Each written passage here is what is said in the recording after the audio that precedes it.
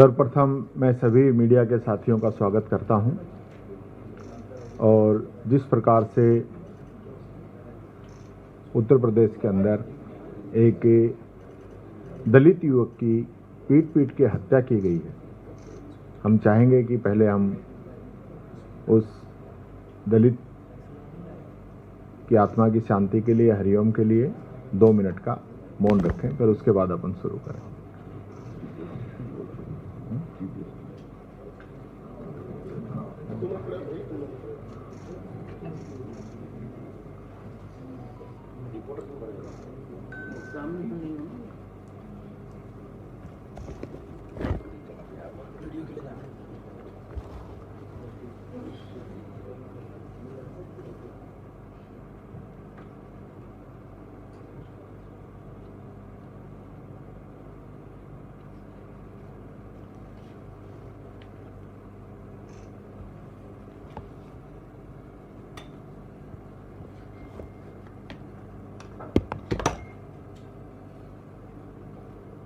ओम शांति।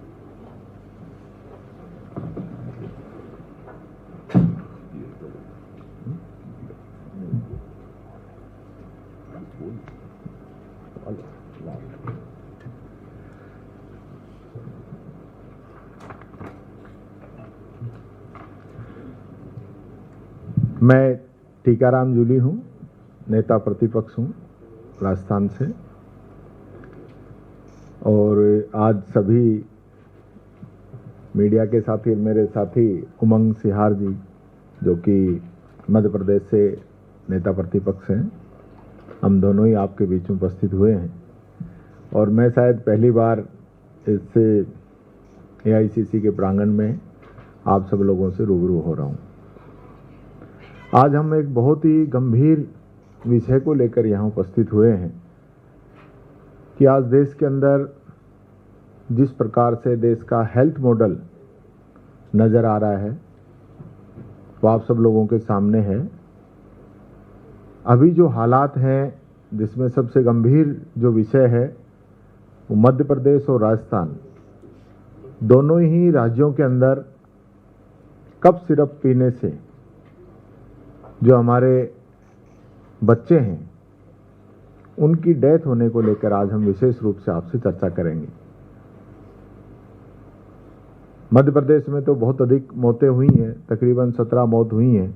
उमंग जी आपको विस्तार से वहां की बात बताएंगे, लेकिन राजस्थान में भी जिस प्रकार से मौतों का सिलसिला जारी है, अभी 4 मौत हो चुकी हैं। काफी बच्चे गंभीर रूप से बीमार हैं और विशेष रूप से मैं एक घटना का जिक्र करना चाहूंगा कि इन बच्चों में एक बच्चा भरतपुर का भी है जो कि मुख्यमंत्री जी का गृह जिला आता है, और वहां पे भी जब ये बात आई, क्योंकि हमारी सरकार तो मानने को ही राजी नहीं है कि कफ सिरप की वजह से बच्चों की मौत हुई है, तो जो हॉस्पिटल है, हॉस्पिटल के डॉक्टर ने और 2 108 के ड्राइवरों ने ये कहने के लिए कि आप लोग गलत कह रहे हो, हम पी के दिखाते हैं, उन्होंने वो कफ सिरप पी और तीनों लोगों को 8 घंटे के बाद में होश आया। तो इससे आप इसका गंभीरता से अंदाजा लगा सकते हैं। ये जो इस कफ सिरप के अंदर जो मानक है, जिसको मेडिकल की भाषा में डीजी कहा जाता है, इसके प्रदूषण से 19 के अंदर जम्मू कश्मीर में लगभग 12 बच्चों की मौत हुई। 2022 के अंदर गाम्बिया के अंदर जो भारत से कफ सिरप बन के गई थी, उसमें लगभग 70 बच्चों की मौत हुई। और इसी प्रकार से अगर हम बात करें उज्बेकिस्तान की, तो वहां पे भी 20 बच्चों की उसके अंदर मौत हुई। इसकी जांच हुई, जांच में इसमें मानक पाया गया, लेकिन भारत सरकार ने ये कहते हुए पल्ला झाड़ लिया कि ये तो एक्सपोर्ट के लिए निर्मित थी, इसलिए इसमें यहां भारत में कोई इसका प्रभाव नहीं है। लेकिन अब भी आप देखेंगे सबसे पहले लक्षण आए मध्य प्रदेश के छिंदवाड़ा में। एक बच्चे की किडनी फेल हुई जिससे उसकी मौत हुई। उसके बाद सरकार चुप रही। उसके बाद 15 सितंबर के आसपास हमारे यहाँ पे 2 बच्चों की मौत हुई।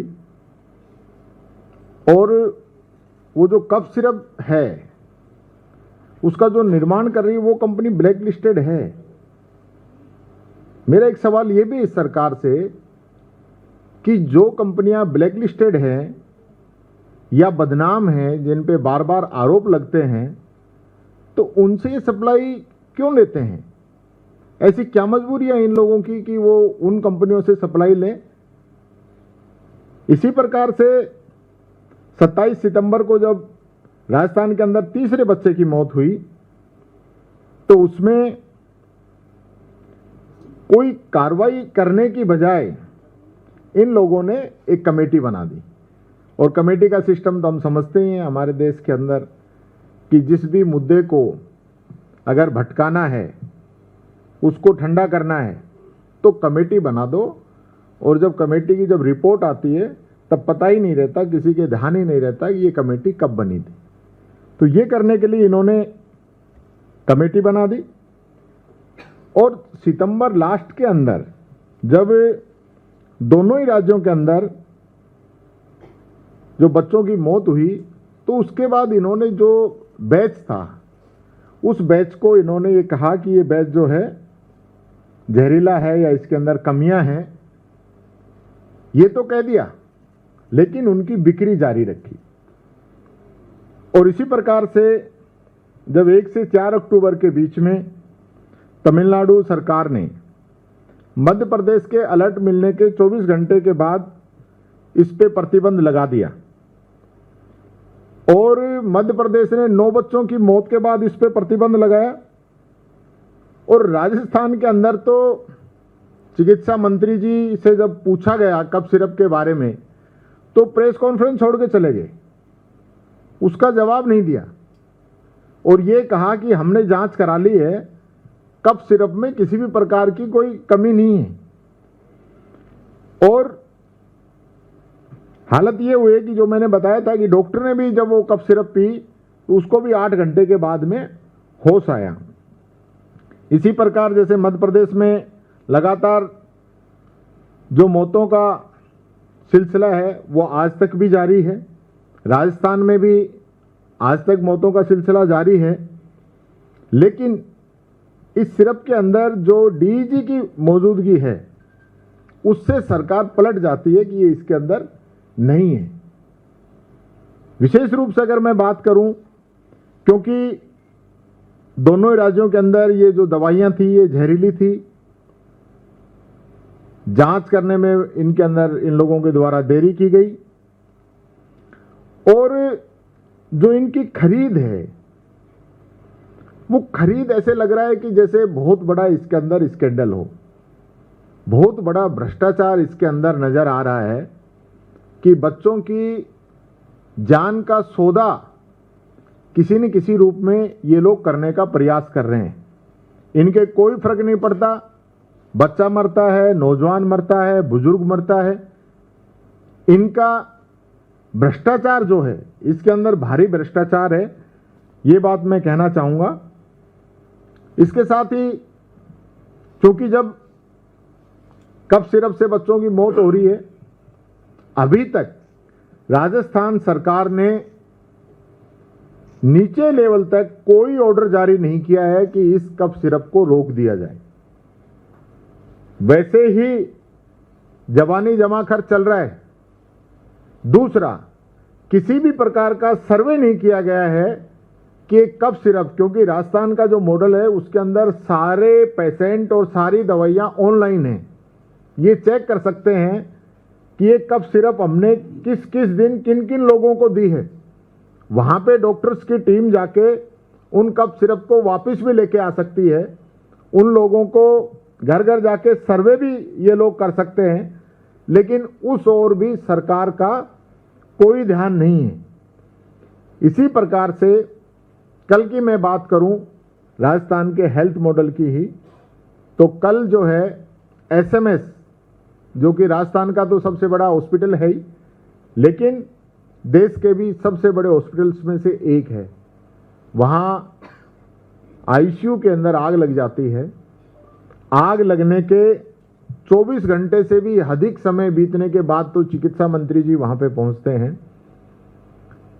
पेशेंट जब आग लगती है, उसके बाद जिनकी बचाने की जिम्मेदारी थी, जो लोग जान बचाने के लिए वहां एडमिट हुए थे और जिनके भरोसे एडमिट हुए थे, वो लोग आग लगते ही जैसे ही उनके परिजनों ने इसकी सूचना दी, तो वो लोग छोड़ के भाग गए जिनकी जिम्मेदारी थी उनको निकालने की, और उनके परिजन स्वयं अपने पेशेंटों को निकालने में लगे रहे, और इससे 8 लोगों की कल मौत हो चुकी है। और मैं ये कहना चाहूँगा, ये आंकड़ा बढ़ेगा। उस आईसीयू के अंदर जो लोग 11 एडमिट थे, स्वयं मैं गया, जो जिंदा बचे हैं उनका बताया नहीं गया कि वो कौन से वार्ड में शिफ्ट हैं। 2 वार्ड खुद में चेक करके आया, उन्होंने कहा सब इस वार्ड के अंदर हैं। डॉक्टर मेरे साथ गए, वहां जाके पूछता है, कहा हमें नहीं पता, सब दूसरे वार्ड में होंगे। फिर दूसरे में गए, वहां पूछते हैं तो कहते सब वो तीसरे वार्ड में होंगे। तो ये स्थिति है कि वो आंकड़ा भी मौतों का छुपाया जा रहा है। उनको वेंटिलेटर पे लिया हुआ है, आप देख लेना, किसी को आज, किसी को कल, किसी को परसों, किसी को आने वाले 1-2 रोज के अंदर ये लोग उनकी डेथ डिक्लेयर करेंगे। और जो उनके परिजन हैं, उनको डेड बॉडी लेने के लिए उनको कल धरना देना पड़ा। मुख्यमंत्री जी रात को गए तो परिजनों को 1 किलोमीटर तक पीट पीट के खदेड़ दिया गया कि वो अपनी बात सीएम के सामने नहीं रख सके। सीएम आए, सीएम आने के बाद सारा हॉस्पिटल को बढ़िया तरीके से साफ कर दिया गया और सारे सबूतों को मिटा दिया गया कि कोई कुछ बाद में हो ही नहीं पाए। तो ये स्थिति जो है राजस्थान की इन लोगों ने कर दी। मैं याद दिलाना चाहूँगा, राजस्थान वो स्टेट है जिसने हिंदुस्तान के अंदर सबसे पहले राइट टू हेल्थ स्कीम हम लेके आए, जिसका बिल हमने पास किया। सबसे पहले निशुल्क दवा योजना हम लेके आए, सबसे पहले निशुल्क जांच योजना हम लेके आए। हमने सबसे पहले मुख्यमंत्री चिरंजीवी बीमा योजना शुरू की, जिसके अंदर 25 लाख तक का इलाज और हर प्रकार के ट्रांसप्लांट इसके अंदर फ्री किए। 10 लाख का उसके अंदर दुर्घटना बीमा हमने दिया। एक ऐसा हेल्थ मॉडल हमने दिया जो पूरे देश और दुनिया के लोग, विदेशों तक के लोग, गुजरात के लोग कितनी बार उसको देखने आए, राजस्थान का ये हेल्थ मॉडल। और आज मुझे बड़े दुख के साथ, क्योंकि इसमें हमारे स्टेट की जो कमियां हैं वो हमको उजागर करनी पड़ रही कि आज हमारे स्टेट की मेडिकल की स्थिति ये हो गई कि लोगों को इलाज नहीं मिल रहा है। किसी की जान ऑक्सीजन की कमी से जा रही है, किसी की जान ऑक्सीजन नहीं मिलने से जा रही है, किसी की जान गलत जो है ब्लड चढ़ाने से जा रही है, किसी की जान डॉक्टर नहीं मिलने से जा रही है। ये स्थिति राजस्थान में होगी। और कफ सिरप का जो मामला है, मैं आप लोगों से भी कहना चाहूँगा कि ये बहुत गंभीर विषय है। राजस्थान के अंदर तो जिन बच्चों की मौत हुई है, उन बच्चों के परिजनों पे प्रेशर डाला गया है कि वो किसी का नाम नहीं लें कि हमने सरकारी हॉस्पिटल से दवाई खरीदी है। उनको चुप किया जा रहा है। सरकार की तरफ से ये कहा जा रहा है कि इन्होंने पता नहीं कहां से दवा खरीदी, हमारी कोई इसमें जिम्मेदारी नहीं है।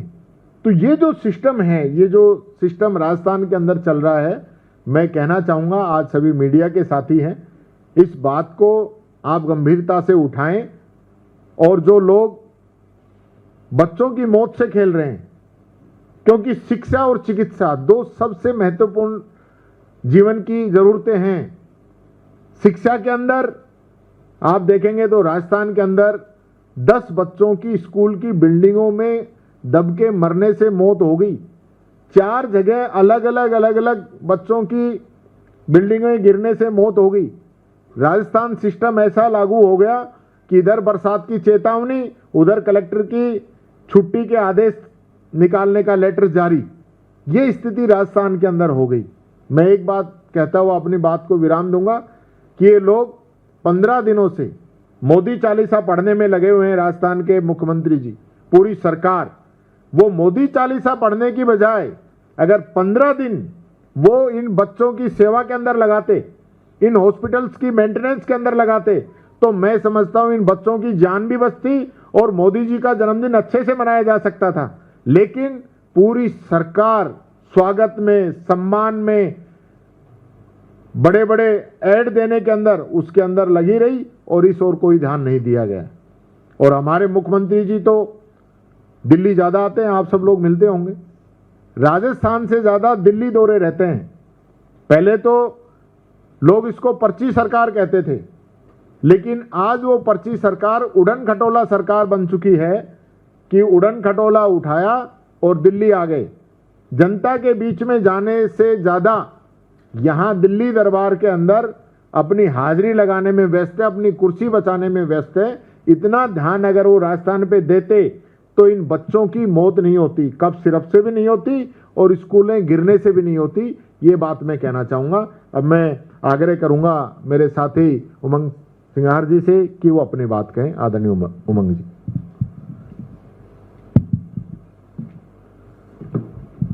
धन्यवाद नेता प्रतिपक्ष राजस्थान, सम्मानित पत्रकार साथियों, बंधुओं। निश्चित तौर से देश और प्रदेश के अंदर कई विचलित घटनाएं घट रही है। जिस प्रकार से आपने देखा रायबरेली में एक दलित की हत्या हुई, किस प्रकार से बर्बरतापूर्वक उसे मारा गया। कल माननीय मुख्य न्यायाधीश पर किस प्रकार से जूता फेंका गया। देश के अंदर कहीं ना कहीं लोकतंत्र को लेके आम व्यक्ति की आवाज, मीडिया की आवाज, विपक्ष की आवाज को दबाया जा रहा है। मैं अपने मुद्दे पे आता हूं। निश्चित तौर से कई बार सरकार को चेताया जाता है, लेकिन सरकार नहीं चेतती। विपक्ष का काम है कि हर बात सरकार के संज्ञान में लाना और जनहित में काम करना। हर प्रदेश में जन सुनवाइयां होती है, लेकिन जन सुनवाई सीएम ऑनलाइन सिर्फ एक कागज के दस्तावेज हो गए। आम व्यक्ति की आवाज को नहीं सुना जाता। आम व्यक्ति दर दर की ठोकरें खाता है। हमारे मुख्यमंत्री जी तो ऐसे है कि एक घटना नवजात शिशुओं की कब से चल रही है और मध्य प्रदेश किस प्रकार से चाहे अपराधों में बच्चों के खिलाफ, चाहे नवजात शिशुओं को चूहे खाने की स्थिति में, मैं आपको एक स्लाइड दिखाना चाहूंगा जिसमें आप देख सकते हैं कि मध्य प्रदेश देश के अंदर किस प्रकार से नंबर 1 पे है। इसमें दिख ही नहीं रहा। चलो पीछे, चलो मैं बोल देता हूं। स्टार्ट करना शुरुआत से। मध्य प्रदेश बच्चों के खिलाफ अपराध में देश नंबर 1 हो गया। एनसीआरबी की जो 2023 की रिपोर्ट है, 22,393 बच्चे जो आपने देखे, सबसे ज्यादा मामले मध्य प्रदेश में आए। इसको मैं आपके साथ शेयर भी कर दूंगा। मतलब 21 से 23 से 16% की वृद्धि हुई। 4 साल में 49,000 बच्चे लापता हो गए मध्य प्रदेश में। अभी आपने देखा एमवाय हॉस्पिटल को लेके, आपके माध्यम से पूरी खबरें पूरी नेशनल में हुई, चली आपकी खबरें, जिससे संज्ञान सरकार को लेना, नवजात बच्चों को किस प्रकार से चूहों ने खाया। लेकिन सरकार सिर्फ भरपाई करती है। विपक्ष आंदोलनकर्ता आवाज उठाता है एक आम व्यक्ति की, उस परिवार की जिसके बच्चा, नवजात बच्चा जिसकी दर्दनाक मृत्यु हो गई। आप सोच सकते हैं कि अगर रात भर अगर कोई बच्चे को चूहे खाएंगे तो क्या स्थिति हो सकती है। अभी आपने देखा भूख और कुपोषण को लेकर हमारे प्रदेश के अंदर 1.5 करोड़ का प्रचार किया जा रहा है हर दिन। इसमें भी आपने आंकड़े मध्य प्रदेश में 7.5% से ज्यादा राष्ट्रीय औसत से भी कहीं ज्यादा हमारे मध्य प्रदेश के अंदर कुपोषण हो रहा है। पोषण आहार कहां जा रहा है? कागजों में जा रहा है कि ठेकेदारों के पास जा रहा है? उस बच्चे को अगर पोषण आहार नहीं मिलेगा तो इससे स्पष्ट है कि पोषण आहार के अंदर भ्रष्टाचार है। तो ये किस प्रकार सिलसिलेवार मैंने आपको बताया है कि किस प्रकार एक नवजात बच्चे या छोटे बच्चों के साथ किस प्रकार से सरकार क्या ठेकेदारों के माध्यम से भ्रष्टाचार कर रही इनकी योजनाओं में। छिंदवाड़ा जिले के परासिया में ये घटना घटी, 16 बच्चों की मृत्यु हुई। हमारे विधायक सोहन वाल्मीकि जी, जिन्होंने ये बच्चे जो शांत हुए इनको लेके वहां पे तत्काल उन्होंने धरना प्रदर्शन किया। अभी आने वाले थे, रास्ते में हैं, उनको भी किया। कई बार सरकार को चिताया, प्रशासन को चिताया, सीएम को चिट्ठी लिखी उन्होंने, कलेक्टर को चिट्ठी लिखी, लेकिन सरकार और प्रशासन जागना नहीं चाहा। ये उनके पत्र है जो उन्होंने लिखे, 20 को लिखे, 24 को लिखे, 25 को लिखे, 3 को लिखे। मैंने भी न्यायिक जांच की बात करी थी इसमें। ये उनके पत्र है। क्या एक जनप्रतिनिधि, एक विधायक जो 2.5 से 3 लाख लोगों का प्रतिनिधित्व करता है, क्या सरकार अगर ऑफिशियली अगर वो लेटर लिख रहा उसके बाद भी नहीं जाग रही है? 72 घंटे का नियम है, प्रोटोकॉल है कि 72 घंटे के अंदर अगर कोई होता है तो अस्पताल को टेस्ट रिपोर्ट कराना। तो 72 घंटे में सरकार ने टेस्ट रिपोर्ट नहीं कराई। अभी परसों की बात है, जब ज्यादा हल्ला मचा तो एक परिवार को जब बच्चे को दफना दिया गया, मुदिता ठाकुर करके एक बच्ची थी, उसको ठाकरे, उसको कब्र से निकाला गया, उसके बाद पोस्टमार्टम किया गया।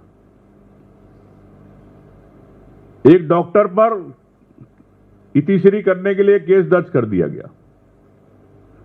उस सरकार के मुख्यमंत्री काजीरंगा पार्क के अंदर हाथी देख रहे। परसों की बात है, हाथियों के साथ फोटो खिंचवा रहे और यहां पे नवजात बच्चों की मृत्यु हो रही। कैसे मुख्यमंत्री जी, कैसे असंवेदनशील मुख्यमंत्री, कैसी सरकार। इनके उप मुख्यमंत्री जी 4 दिन पहले बोलते, 5 दिन पहले, कि कोई कफ सिरप से कोई मृत्यु नहीं हो रही है। उस तमिलनाडु कंपनी को क्लीन चिट दे रहे थे। और यही उप मुख्यमंत्री जिनका रीवा जिला पूरे देश के अंदर कफ सिरप का सबसे बड़ा नशे का अड्डा बन गया है, अपने जिले में कभी कफ सिरप बंद नहीं करा पा रहे। क्या तमिलनाडु की कंपनी के साथ आपके क्या संबंध है? क्या इस कारण आपने उसके पक्ष में बयान दिया? क्या मुख्यमंत्री जी क्यों चुप रहे? मैं समझता हूं कि पहली घटना जो घटी, पहली भर्ती हुआ बच्चा 24 अगस्त को हुआ, जब मौत पहली हुई 4 सितंबर को हुई, लेकिन टेस्ट पे टेस्ट नहीं कराते रहे। सामान्यतः आप जानते हैं कि कोई भी होता है, सामान्यतः एक छोटा सी बीमारी होती है, टेस्ट होते हैं। किडनी फेल हो रही, आप मच्छर के टेस्ट करा रहे, मलेरिया का टेस्ट करा रहे, डेंगू का टेस्ट करा रहे। ये किस प्रकार से प्रशासन की गलती है। लेकिन इन्होंने छोटा गांव, छोटा जिला परासिया आदिवासी क्षेत्र है, उसको क्यों चुना? इस कंपनी में इसलिए चुना कि उनको मालूम है यहाँ गरीब लोग रहते, छोटे लोग रहते, आदिवासी लोग रहते, दलित समाज के लोग रहते हैं, यहाँ की आवाज दबा दी जाएगी। अगर यही चीज इंदौर में होती तो बात अलग होती। तो ऐसी कंपनियां क्या सरकार के साथ मिलके इस प्रकार के छोटे जिलों के अंदर व्यापार कर रही है? तो उसमें क्या सरकार के मंत्रियों का क्या हिस्सा है? इस पे भी सरकार ने अभी तक, मुख्यमंत्री जी ने उप स्वास्थ्य मंत्री, उप मुख्यमंत्री से अभी तक न चर्चा करी, न इस्तीफा मांगा। हमारे यहाँ के मुख्यमंत्री, राजस्थान के मुख्यमंत्री एक जैसे, दोनों पर्ची वाले मुख्यमंत्री है, निर्णय कर नहीं पाते, उनके निर्णय दिल्ली से होते हैं। दोनों, जैसा आपने बताया जूली जी ने कि सब दिल्ली भागते रहते, हेलीकॉप्टर से, प्लेन से, चार्टर से आते रहते, चार्टर से यहीं पे होते, यहीं पे डीले होती है सब बड़ी कंपनियों के साथ। अब कौन सी डील करते हैं, सरकार के लिए करते हैं कि और अपने लिए डील करते हैं, तो मुख्यमंत्री ही बता सकते हैं। निश्चित तौर से मैं समझता हूं कि एक तमिलनाडु सरकार के जब ब्लैक लिस्टेड किया उसके बाद ये सरकार जागी, लेकिन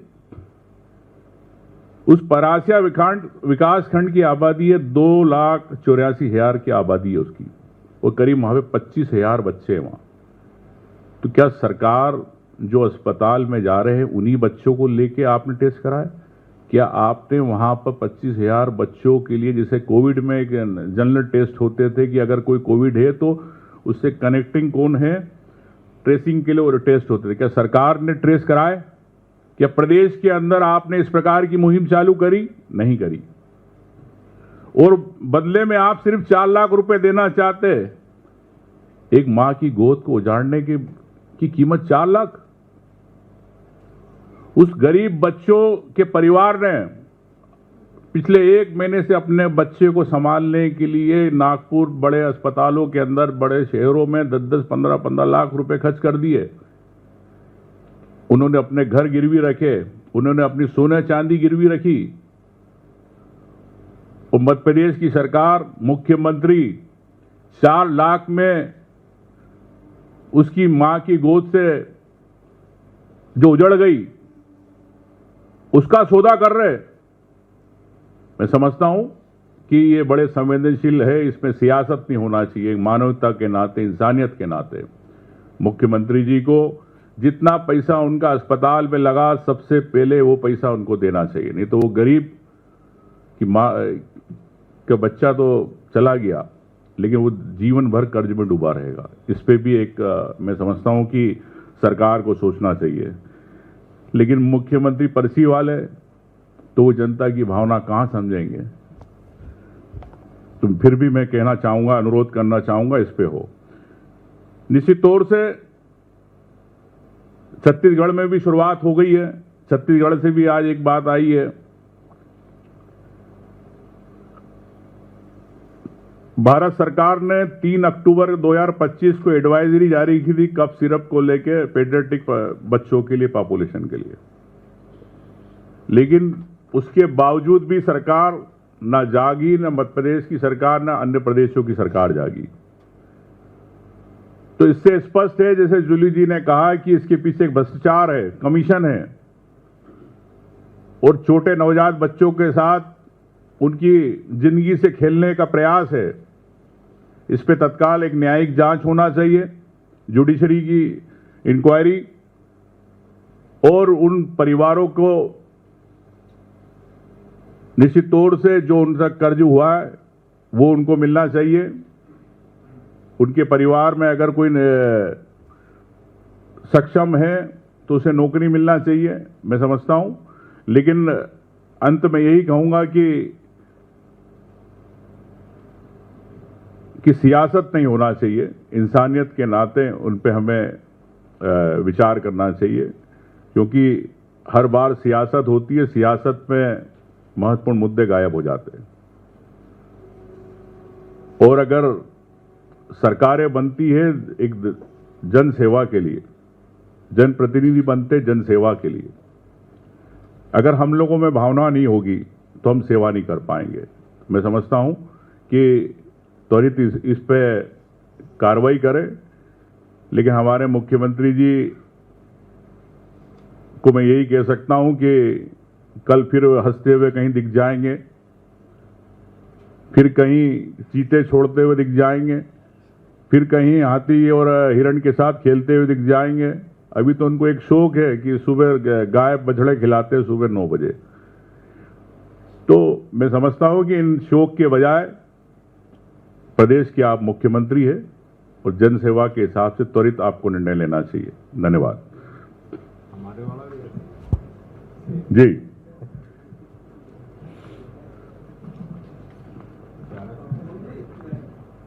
इस मामले में बच्चों की सीरप से मौत हुई है, उसमें एफआईआर तो हुई है, जी, डॉक्टर के खिलाफ हुई है, जी, लेकिन जो पर्टिकुलर कंपनी जिसका सीरप है, क्या लग रहा है आपको कि कुछ पर्टिकुलर रीजन से उस कंपनी को बचाया जा रहा है, जिस तरह की कार्रवाई दोनों राज्य सरकारें कर रही है?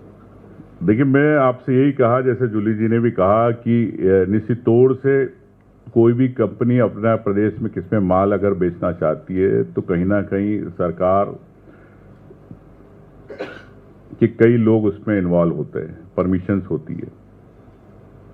तो किसने कितना कमीशन लिया? हमारी सरकार तो 40% ले रही है, कमीशन की सरकार है। अब किसने लिया ये तो जांच का विषय है।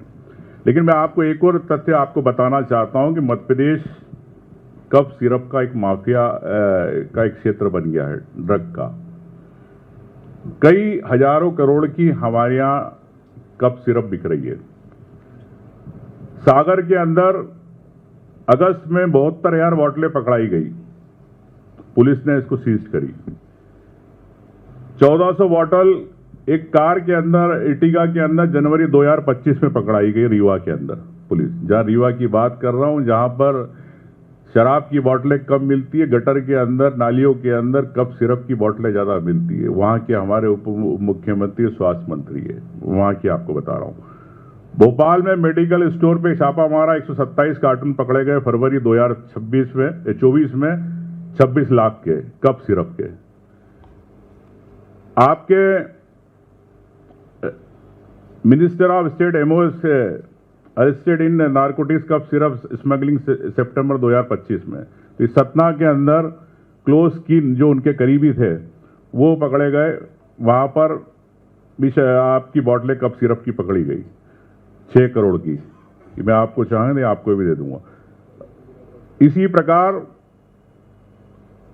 अन्य जिलों के अंदर भी इस प्रकार की हुई बात। 7 लाख की कफ सिरप पकड़ी गई अक्टूबर 2025 के अंदर।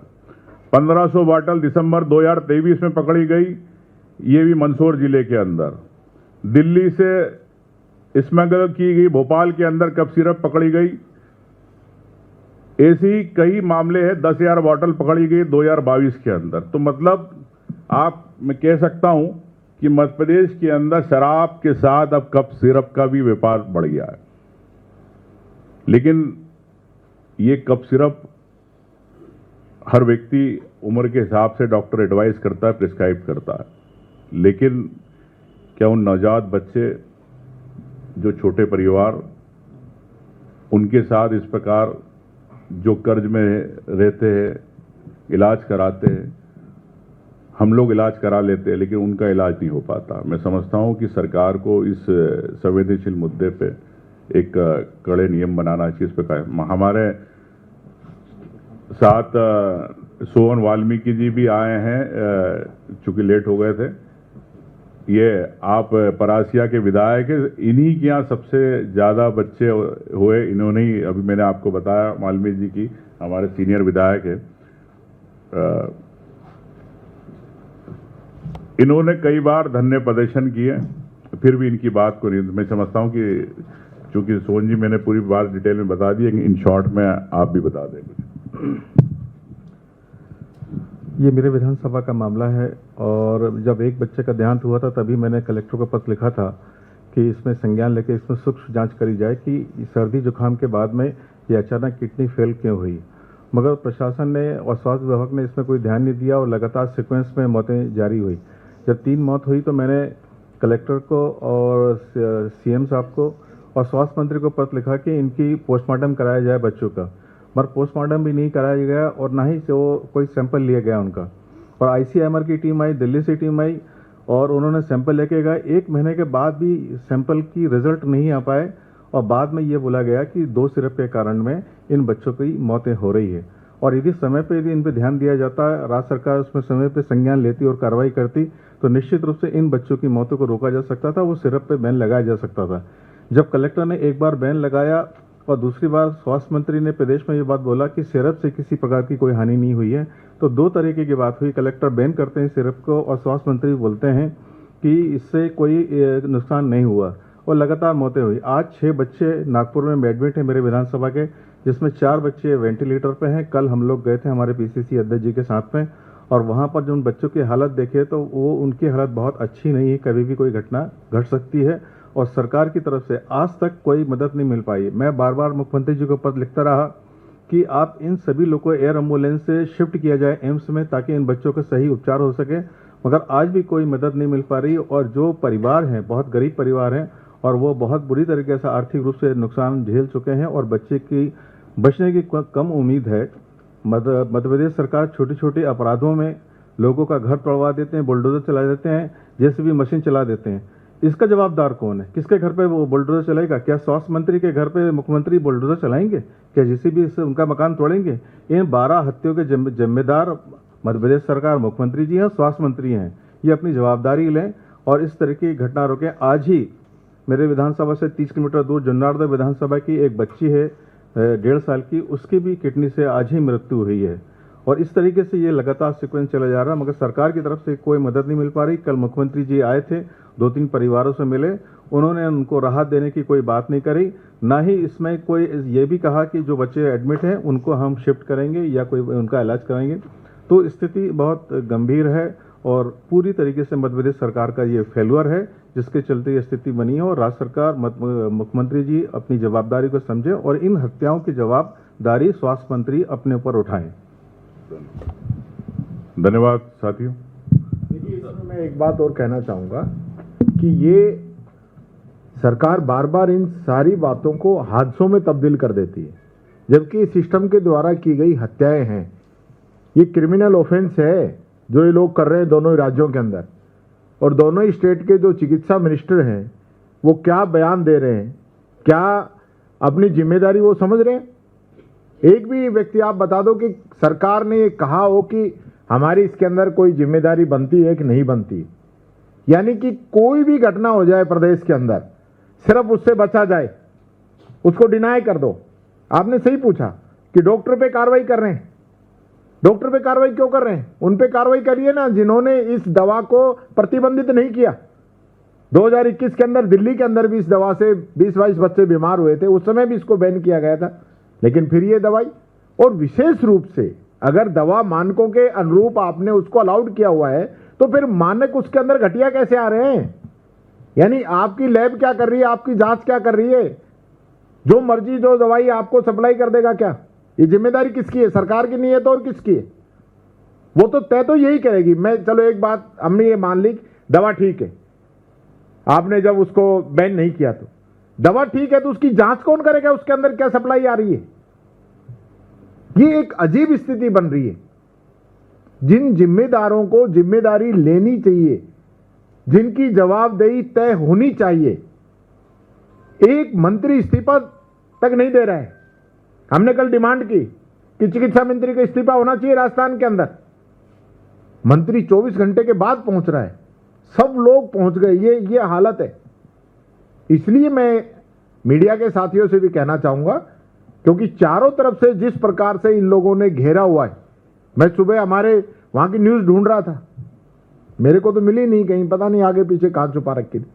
न्यूज़ें दबाई जा रही हैं कि न्यूज भारी नहीं आनी चाहिए, इतने बड़े हादसे, 15-15 लोगों की मौत हो जाए और उसके बाद में कोई सरकार की तरफ से कोई जवाबदेही तय नहीं हो, ये बहुत गंभीर विषय है। ये बात मैं कहना चाहूंगा। कोई क्वेश्चन आप लोग? इस विषय से इतर है, आचार संहिता लग गई है आंता विधानसभा क्षेत्र में, उपचुनाव को लेकर आपकी क्या तैयारियां हैं? और प्रमोद जैन भाया वहां पर प्रोमिनेंट कैंडिडेट है, पिछली बार भी वही लड़े थे, इस बार भी वही लड़ने वाले हैं। देखिए, कैंडिडेट तय करने का काम आला कमान का है, एआईसीसी का है। हमारे राष्ट्रीय अध्यक्ष जी, राहुल गांधी जी, प्रभारी जी, सब लोग तय करेंगे, लेकिन तैयारी का काम हमारा है। हमारी तैयारी है कंप्लीट, कभी भी चुनाव में आ जाए।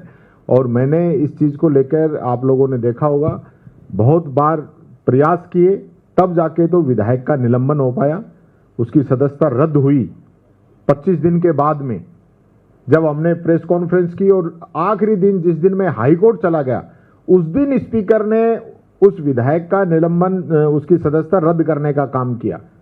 जबकि राहुल गांधी जी के मामले में 24 घंटे के अंदर सदस्यता रद्द करके 7 दिन में मकान खाली। और अगर दूसरा बीजेपी का विधायक हो तो उसका निलंबन रद्द करने के लिए विपक्ष को 10-10 हमने एजिटेशन किए होंगे लगातार। स्पीकर से मिले, राज्यपाल से मिले, प्रेस कॉन्फ्रेंस की, ये हालात रहे हैं। और आज भी हालत यही है कि ये लोग पूरा प्रयास करेंगे कि वहां पे सरकारी तंत्र का दुरुपयोग करें, लेकिन राजस्थान की जनता ने तय कर रखा है कि इनका इलाज जनता के अंदर हो जाएगा। संगठन की तरफ से, कांग्रेस पार्टी की तरफ से हमारी तैयारियां पूरी हैं, ये बात मैं कहना चाहूंगा। उमंग जी, एक सवाल आपसे है। मध्य प्रदेश में 2 और ऐसी कफ सिरप की दवाइयां हैं जिसमें जहरीले पदार्थ पाए गए हैं, सरकार ने उसे बैन कर दिया है। आपको लगता है कि क्या बैन कर देना ही काफी है, या फिर अब तक जो सरकार ने कार्रवाई की है उसमें और कितनी तेजी आनी चाहिए? विपक्ष की क्या मांग है? देखिए, मैं तो अगर सरकार में अगर मैं मुख्यमंत्री होता तो तत्काल केस दर्ज करवाता और वहां से सीधे तमिलनाडु से उनके मालिकों को सीधे अरेस्ट करवाता, नॉन अवेलेबल। तो क्यों सरकार जो हत्याएं कर रही है, जो कंपनियां हैं खुलेआम इस प्रकार से मौत का व्यापार कर रही है, उन पे हम क्यों सहृदयता दिखाते हैं?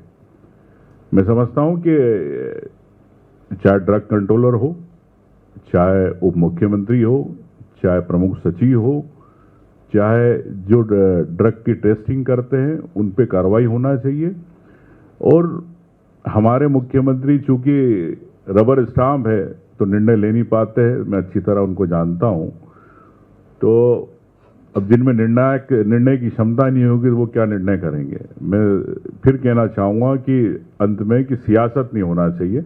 इंसानियत के नाते, मानवता के नाते हमें न्याय करना चाहिए, क्योंकि हम न्याय की कुर्सी पे बैठे। अगर न्याय की कुर्सी पे अगर हम लोग पक्षपात करेंगे तो जनता को न्याय नहीं मिलेगा, ये मैं सोचता हूँ।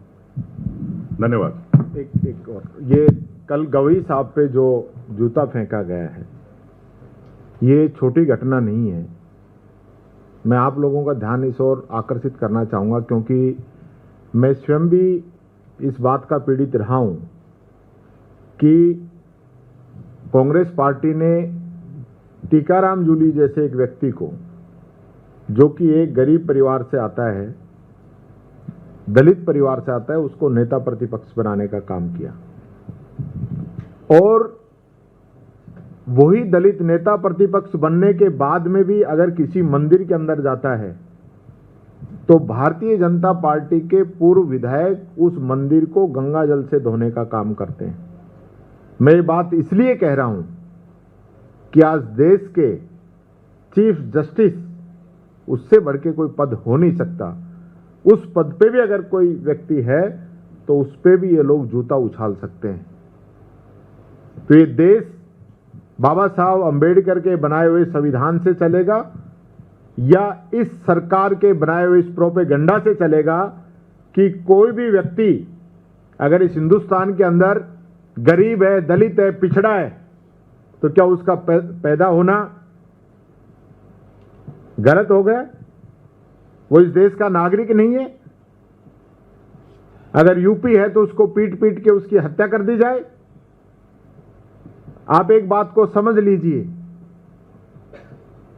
यूपी के अंदर जिस बच्चे को जिस प्रकार से पीटा गया, जिस व्यक्ति को, और मरते वक्त वो व्यक्ति राहुल गांधी जी को याद कर रहा था।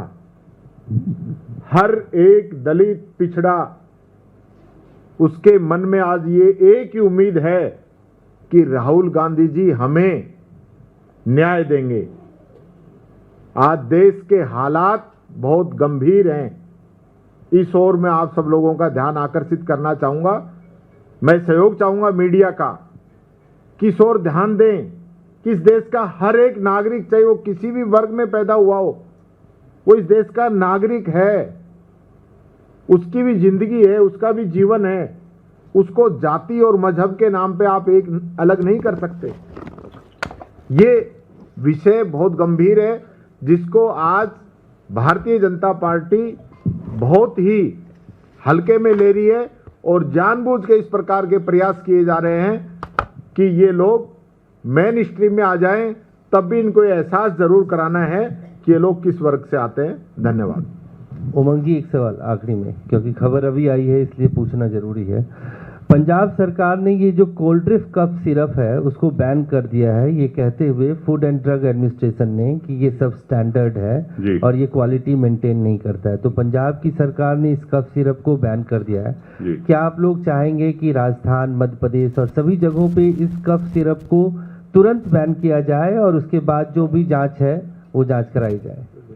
देखिए, मैं समझता हूं कि ये पूरे देश के अंदर कप सिरप को लेके केंद्र सरकार ने भी एडवाइजरी जारी की थी और जो भी प्रदेश की सरकारें हैं ये क्यों सो रही है, क्यों तत्काल निर्णय नहीं लेना चाहती? क्या वापस कोविड का वापस नया एक दौर देखना चाहते हैं? क्या हम नवजात बच्चों की देश के अंदर कब्रें बनाना चाहते हैं? तो मैं समझता हूं कि इस पे तत्काल सरकारों को निर्णय लेना चाहिए और अगर सरकारें निर्णय नहीं लेगी तो फिर ऐसी सरकार रहना मुनासिब नहीं है। धन्यवाद।